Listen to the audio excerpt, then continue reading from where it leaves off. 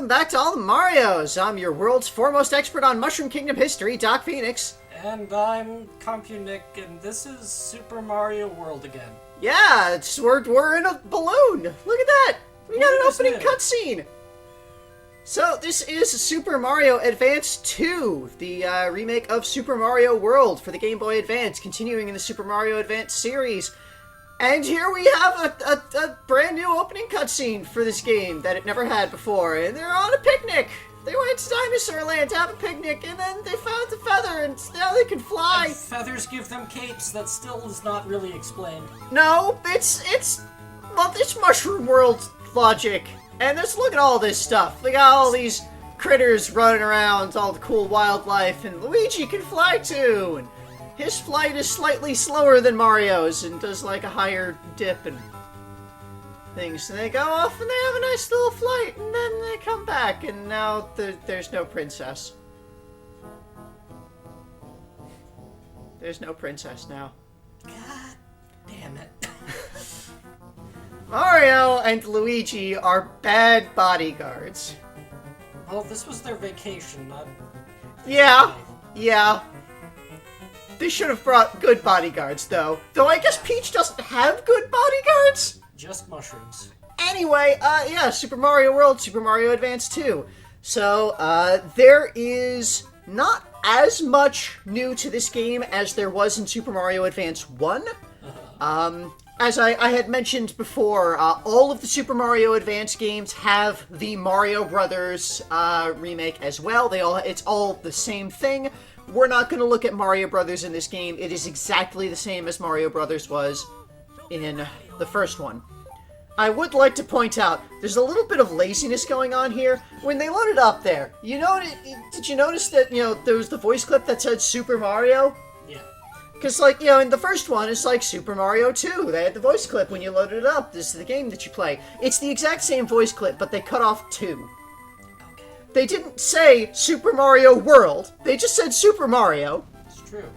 Welcome to Dinosaur Land. Seems Princess Toadstool's missing, and that means Bowser must be up to his old tricks again. This is a slightly different rewording.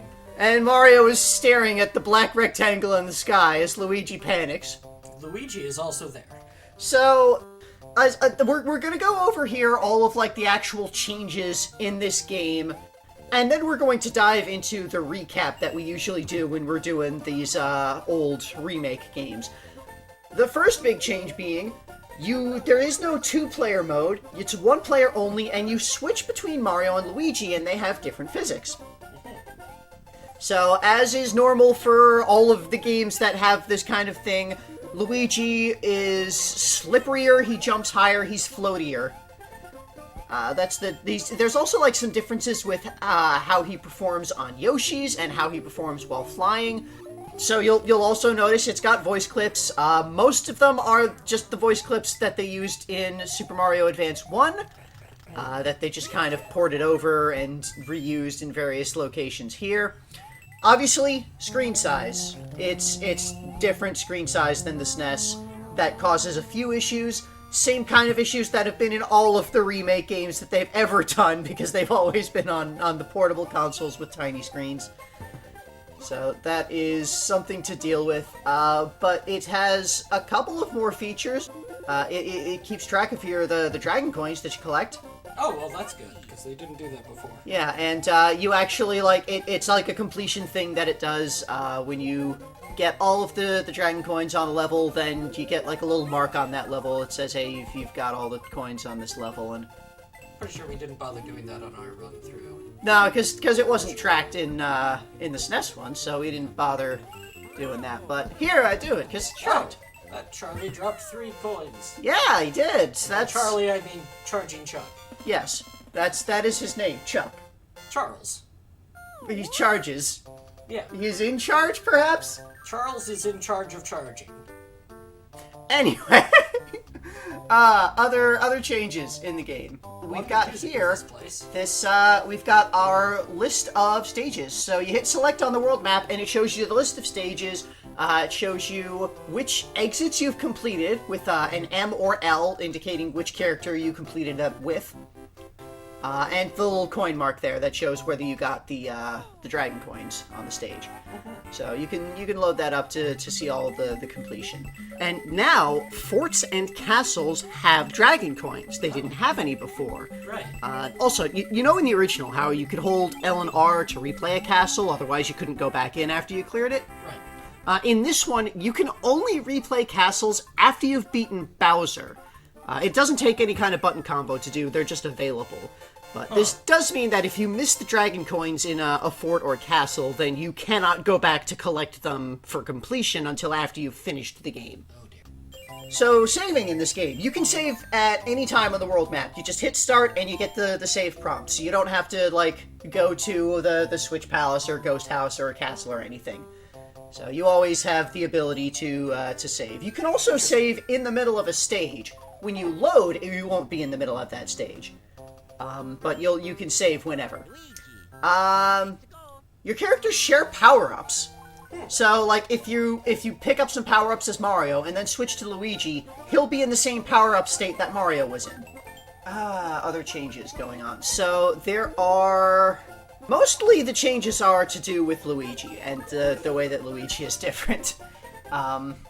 Yoshi. There's Yoshi. So, Yeah, they had to nerf Luigi somehow. He was clearly the best character in the original Super Mario World. Yes, clearly. He saved the princess. Yeah, something else with Luigi that we won't see for a bit that's a little weird. When Luigi is riding a Yoshi, and he eats a non-Koopa enemy, normally when you eat a non-Koopa enemy with a Yoshi, you would just swallow it. When Luigi is riding Yoshi, he doesn't just swallow it. He gets to store it as a projectile that he can then spit out later. So, like, You know, kind of like a green shell. Gophers that are coming up. So yeah, we'll see that in a little bit with the gophers. Yeah, you see here, he's just holding it in his mouth. Let's see. And then you spit it out. And as with any other thing that Yoshi can hold in his mouth, after a little bit, he will swallow it if you just let it sit in there for a while. Yeah, things with Luigi. Luigi's fireballs bounce a little higher, I believe it was? Yeah. Luigi's fireballs bounce higher when he has fireballs. So, speaking of power-ups, in this version, when you take damage, you only go down one step of power-up. So, you know, if you've got Cape or Fire, you get knocked to big rather than going straight to small. So, it's kind of nifty. So, you know those blocks where you hit them and they have coins in them and you have to hit them repeatedly to get all the coins out of them? Yes. When Luigi hits one of those blocks, all of the coins spill out at once. Huh. So that's kind of a weird change. Weird difference there. Right, another thing in this game that is, not related to Mario and Luigi differences. Yoshi's. In this game, once you have found the colored Yoshis in the Star World, they are they can show up elsewhere in the game. Huh. So, like, the first time that you unlock each color of Yoshi, now anytime you would find a Yoshi egg, it has a chance to be one of those, any color that you've unlocked. And there is also, like, it can be fixed based on your current power-up state. So, if you have a Fire Flower up, then every Yoshi you find will be red. If you have a Cape, every Yoshi you find will be blue. Those are the only states that actually have a fixed thing. But that's kind of nifty that you can always guarantee a blue Yoshi if you have a Cape. Blue Yoshi is the One best. of the superior Yoshis, yes. That, I think, pretty much covers all of the changes in this game. There are a couple of other things that I'll point out as we get to them. A couple of different weird things, bonus things. But we'll see those as we get to them occasionally. We'll kind of stop and point them out. But otherwise, yeah, it's Super Mario World. You play through the game. It tracks all of the exits. There's the 96 different exits that you clear. You get all of those to get completion. Star World and a Star World, the special world. That is a thing. I'll go ahead and mention that now while we're talking about changes. in the original Super Mario World, when you clear the special world, it changes the palettes, and certain enemies will have, new costumes, kind of. Halloween mode, yeah. In this one, that unlocks after you clear all of the exits. So, even if you clear the special zone, you won't get that if you haven't finished all of the other exits. I've already said this several times, that pretty much covers the changes. There is not a lot different in this version of the game. It's just kind of, here's a way to play Super Mario World in 2001, when it's been many years since the SNES has been a thing that has been easily available. Gonna say this, I was still playing 2000. In 2001, I was still playing Super Mario World on the SNES. Well, yeah, because you had an SNES from when it was new. This is for people who did not have the opportunity to get it back then. Okay. Who get to have the chance to play these games now.